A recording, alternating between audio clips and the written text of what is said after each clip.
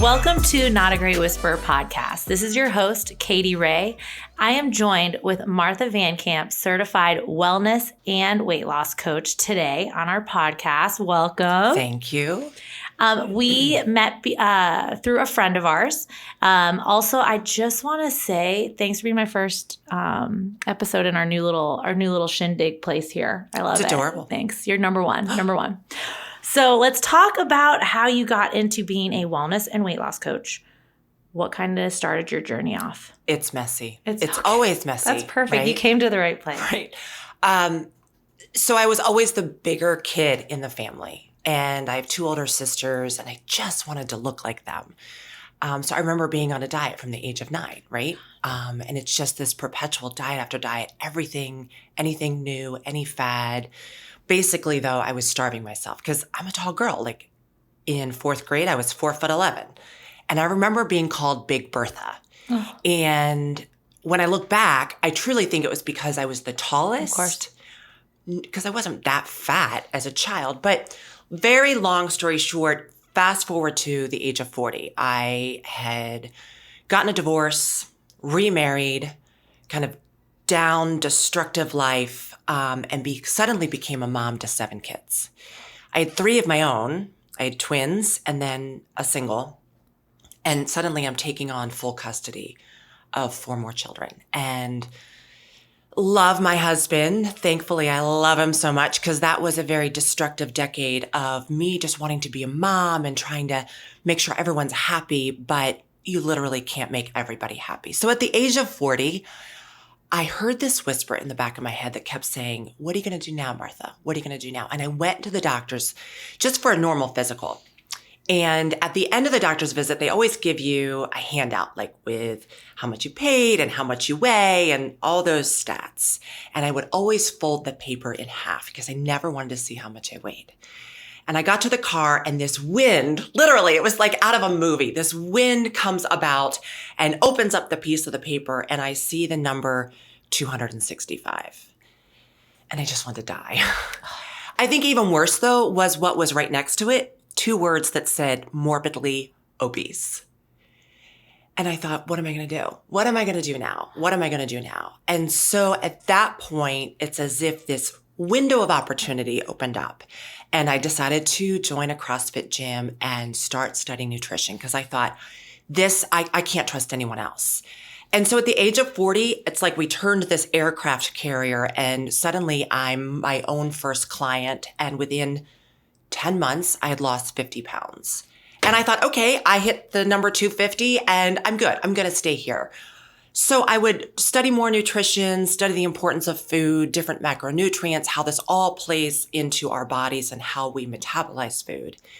And suddenly I'm losing a little more weight, a little more weight, a little more weight. I had opened up my own CrossFit gym. So really long story short, I just became my own first client. And I realized that I had figured out something special. And that I see all these people in the gym working out and busting their butts, but none of it really matters until they fix their food. And so that is how Be Martha Fit was birthed through me just figuring out the secret sauce. And then I thought, well, I can tell people what to eat and how to lose weight. And it just happened so organically. And so now I'm 104 pounds lost, been able to maintain it for many years. And we service about 500 clients a month with customized weight loss. And it's been an incredible journey. Like, who would have ever thunk it? I love it. And what are the age differences between all the kids? Yeah. Like, what does it span from? Now, we've been together 12 years. So now they're age 28 down to my youngest is almost 18. Wow.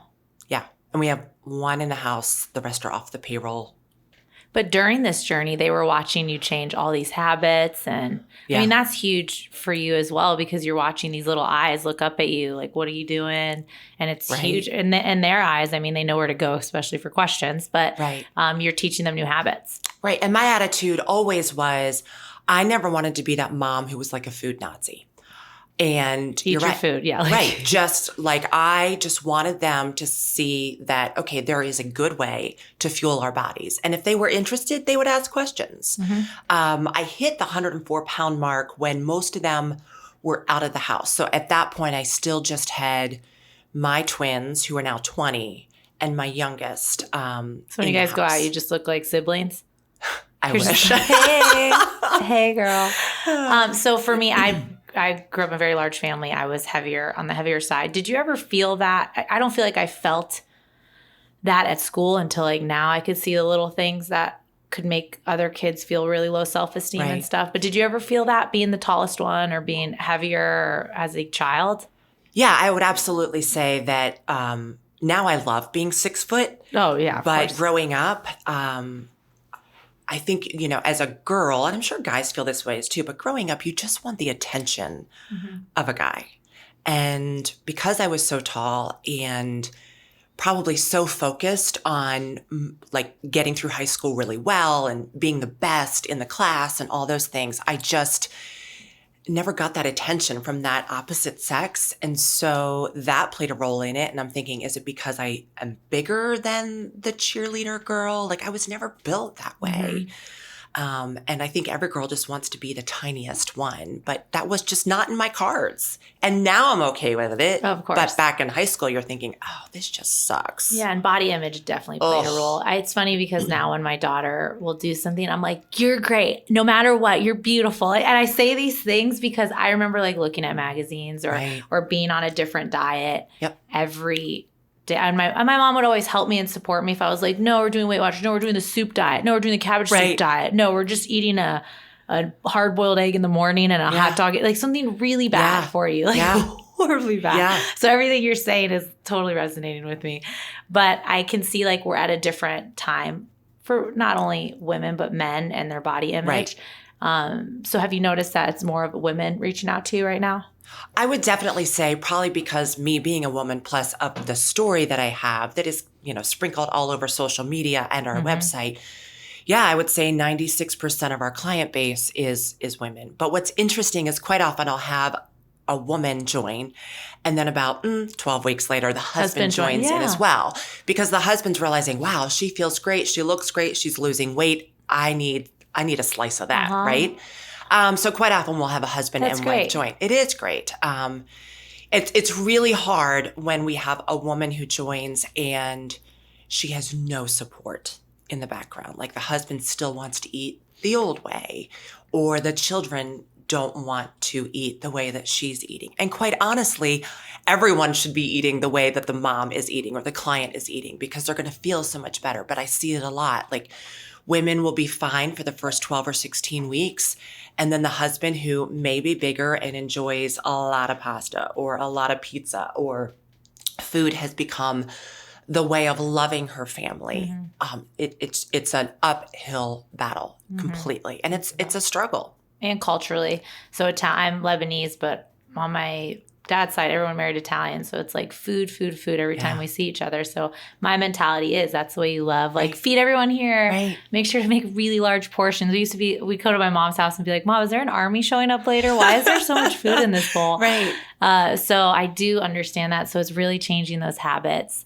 And through your experience yourself, it just being your first client, I love that you say that too, because I've never really heard a coach say that. And I really enjoy that you're like, I was my first client. So all the things you're testing, you're seeing what works, what doesn't work. You're absorbing all of that. What's your greatest success story besides yourself? Oh, I would say I have a number of women. A lot of women who come to us are in their mid-40s, mid-50s.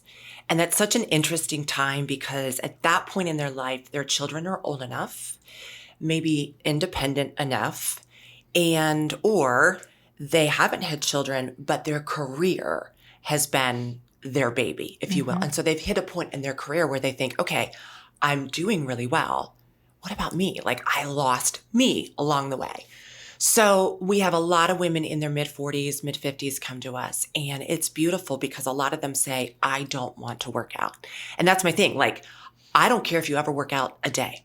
I have some clients who come to me and they jokingly say, I'm allergic to exercise. Right? And I've said, that's fine. Like, I don't look at you have to work out to lose weight. That's like the cherry on the top. If you want to change the physique or look of your body, great, then work out. If you want to clear your head and get those endorphins going, great, work out. But until you fix your food, none of that matters. So in their mid-40s, I've had so many clients lose 80, 90, 100, 130 pounds in a year. Just because they are like, okay, I give up. I'm finally going to put myself first on the to-do list. So I think those are the greatest stories where you see this woman who's given so much to her children or has become this really successful partner at a law firm, right? And then they're like, okay, finally, I deserve to be on that to-do list. I deserve to love myself enough to put me somewhere on that to-do list. It's the self-sacrifice, right? And being I have a 6-year-old, a 4-year-old, and a 6-month-old, and I can see the difference of the time I'm giving myself now to the time I did my first child. Yeah. Because first child, I don't even remember how many showers I took because they're so small amounts. Because you're like scared to do anything. Yeah. You need to listen to when they're sleeping. You need to check on them 100 times. And now I'm like, here's the baby, gotta go to work, or something like that, because I know she'll be fine, But it's crazy, the mentality, and I still get the mom guilt, of course. But how long it took me to get back into the gym, because the gym for me is a release, like I need it in my life. But I've eaten healthy since my firstborn, and it's funny because my husband's habits are not, shout out, sorry, honey, but like he's very fit and very in shape, like runner, but he doesn't eat like greens and things like he just doesn't. And my son has taken on that. And my daughter wants to mimic her brother, so you can see her being like, no, I don't want it, but she'll try it if she's just with me. And I'm like, here's an avocado. Like, try. Yeah. And it's really hard as a kid, but I'm like, I just want to show you good food. So I still have my plate of like greens everywhere so they see it. But sometimes it's a battle, but I don't get myself like, as long as they're getting some type of food and their vitamins, I'm we're good. They're alive. But you're right. Like in my head, I'm like, what am I doing? Am I like failing them? Yeah. So that whole mental game, and when you're just nourishing yourself with that good food that you're teaching people to, it's just a different.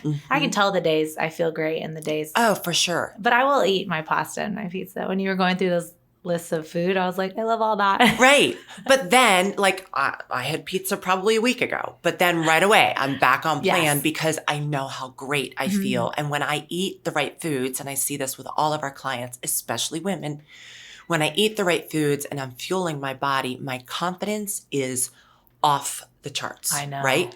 But when you're eating crap food or drinking, you get in this kitchen sink spiral and you're thinking, oh my gosh.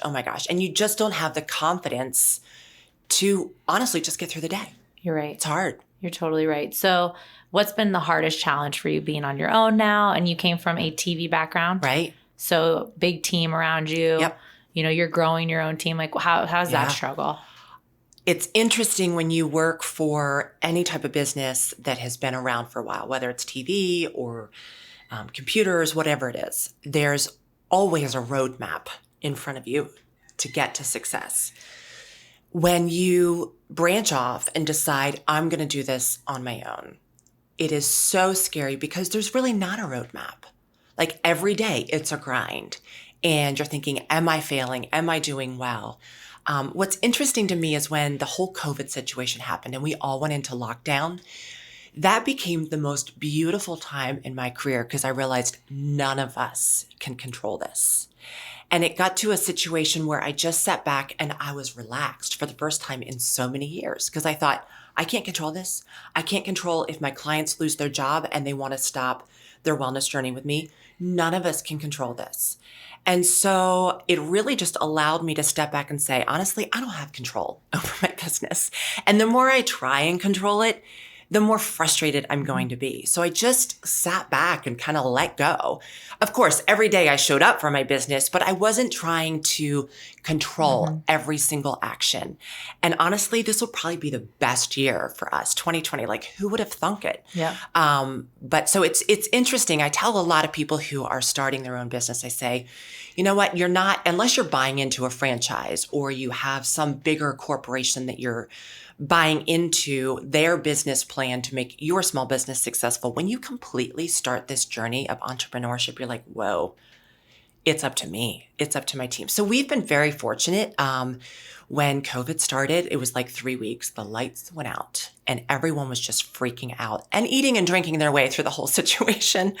And then at like week 4 into the lockdown, the lights came back on and everyone wanted to, again, put themselves on the to-do list and put their health a priority. And they realized this isn't going to end anytime soon. This is not like a hurricane or a snow day. Like we need to still keep our act together. So I think the biggest hurdle of owning your own business is just realizing it's up to you. Like no one's going to come save you. Yeah, it's true. It's completely up to you. So on those really hard days, what's your go-to?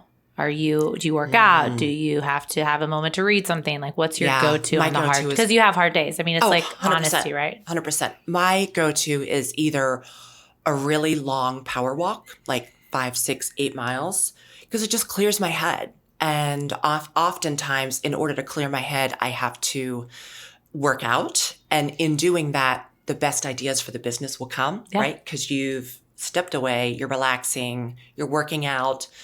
It's either that or like going to a boot camp class and just punching it out, right?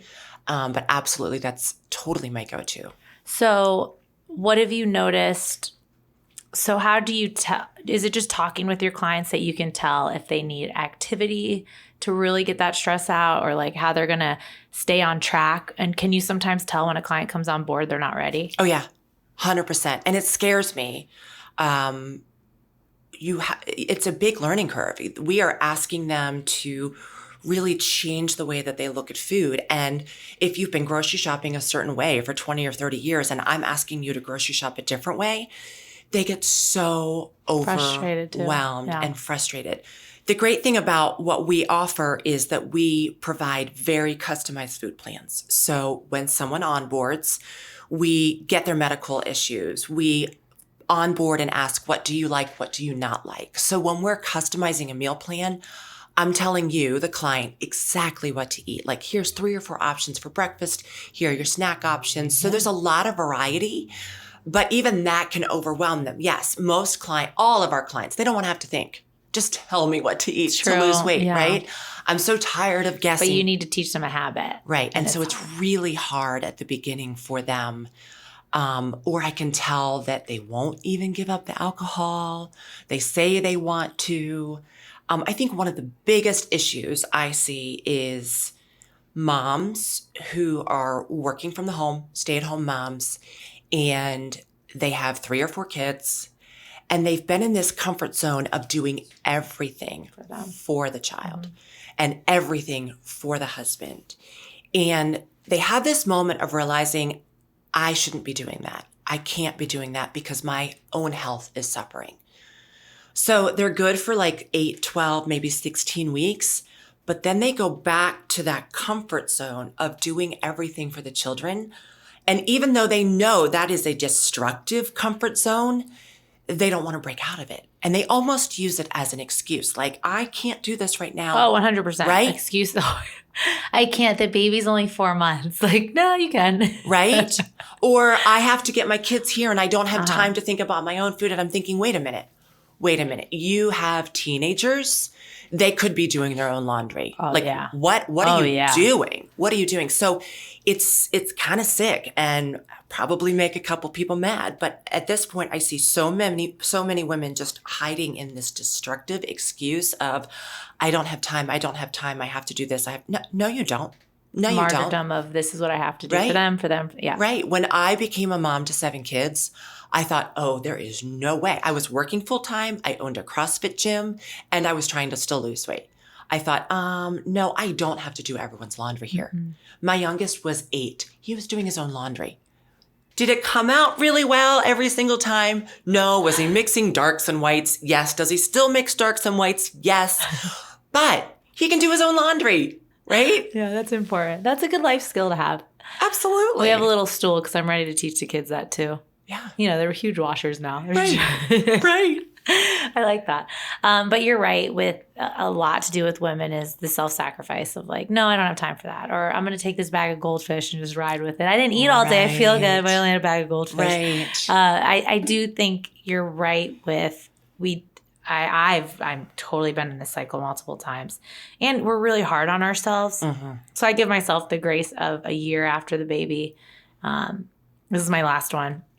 So I do IVF, so I know it's my last one. People are like, okay. No, no, it is. No, yeah. But I give myself now the grace of like a year to get back in, because I know I need to start this one habit, but it's hard to get back into it because I'm exhausted. Right. So I do things that like fuel my energy and like my heart. But I know my body needs that. It's hard to tell that too, because the days you feel great, it's like, why am I not doing this every day? Right.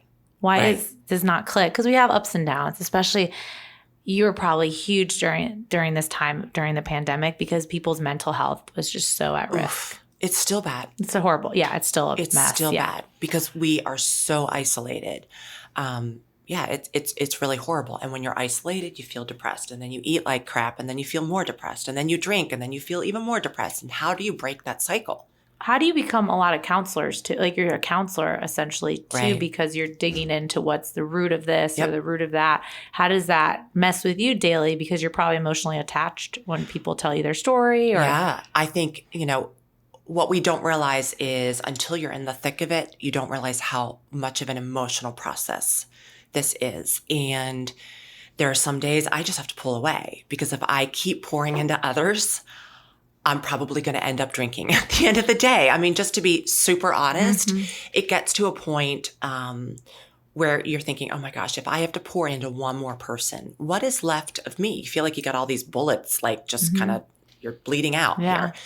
Thankfully, I have a really great staff that steps in and at times really, this sounds bad, but it's just so true, kind of like offers a buffer or a shield between me and the clients. Because if I have to pour into every single client, then I can't build the business. Well, you can't pour into yourself, and it just turns out, Right. Just like a mom. Yeah. When they have to pour into their kids and they have nothing left for themselves. And you already went through all of that.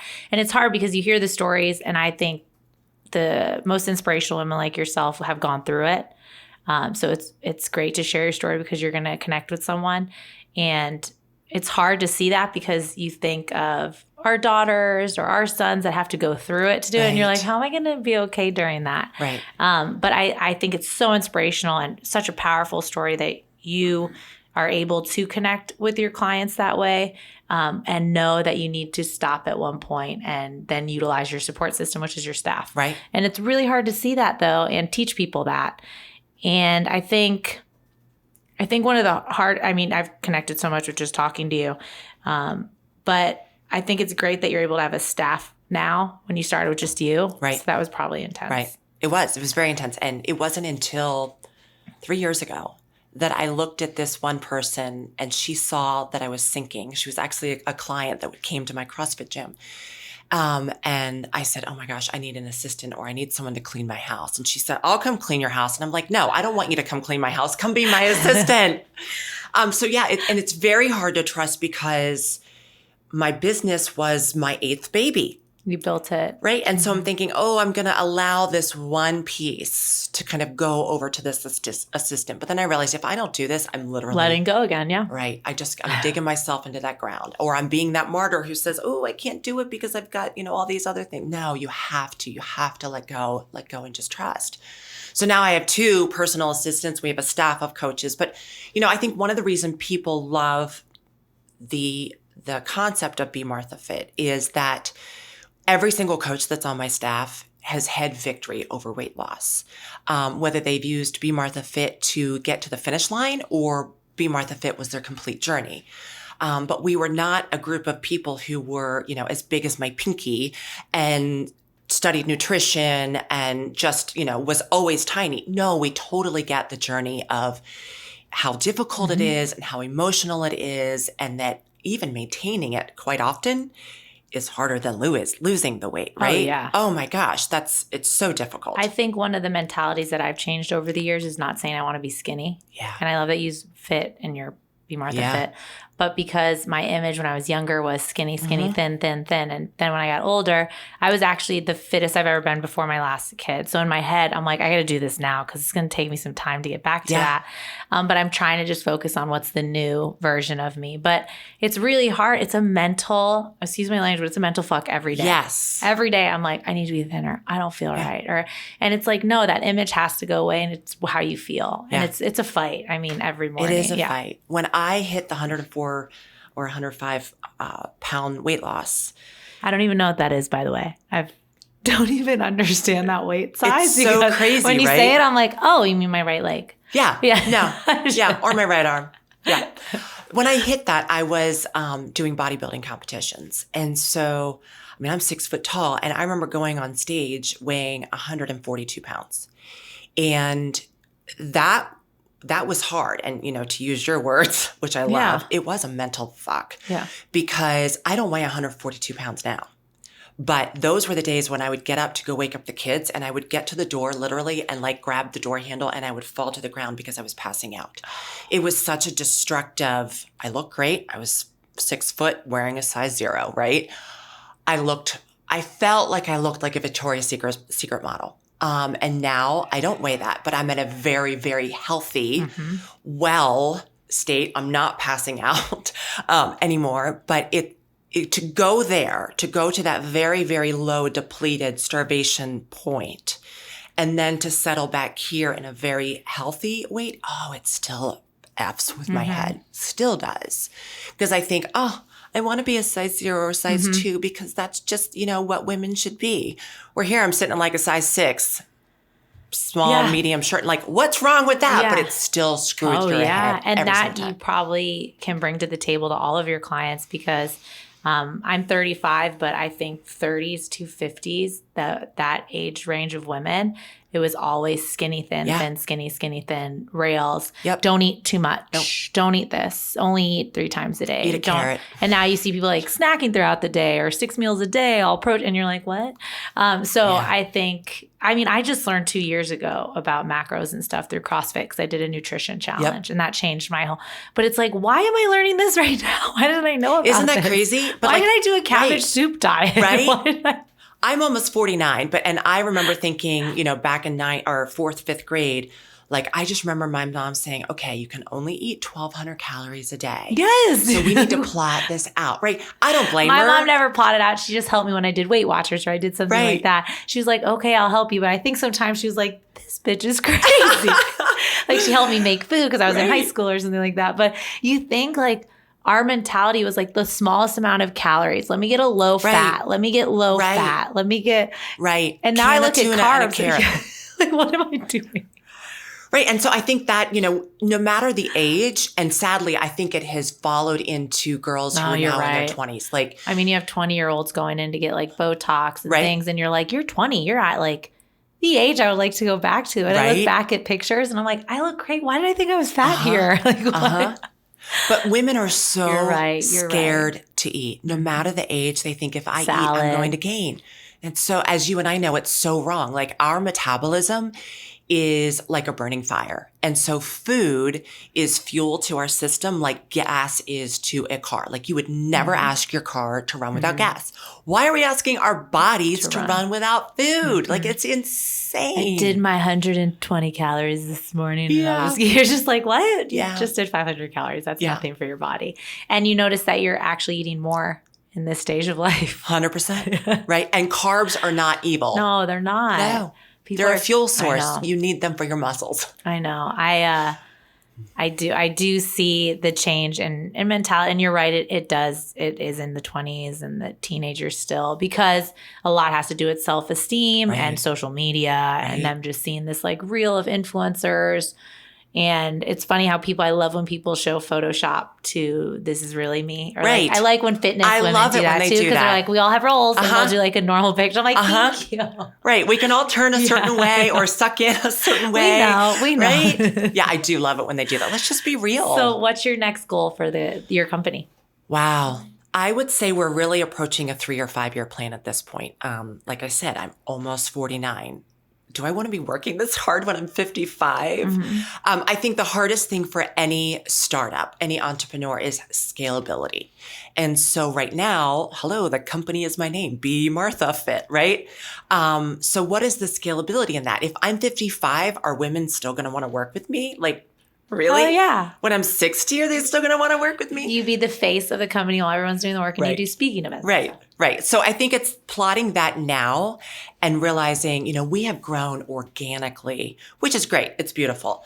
But now, my whole staff and I feel like we're kind of going backwards. Like now we're starting email campaigns and now we're starting paid ads. But we haven't had to do that, right? Because we grew so fast organically. And heck, once one person starts, all their friends are like, ooh, I want a piece of that. What are you doing? Yeah.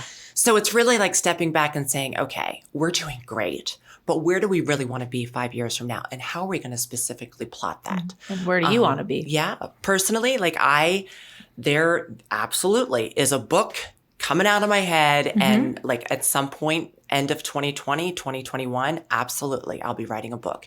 And it's not just a one and done. Then we have like a recipe book and Love it. All these things. So it's really just plotting, how can I, Martha, continue to step out of the weeds? Build a community. Right. Build a community. Community is everything. And solidify that without me having to be the driver every single day. Because you learn to delegate. Right. Which is important. And let go of control. So what is something you want to leave the listeners with about you? And then we'll go over all your handles and stuff. Absolutely. So our company loves to just completely hold your hand and guide you through this emotional, difficult process of losing weight, whether it's 20 pounds or 200 pounds. But absolutely, we're always here to hold people's hands, guide them through it.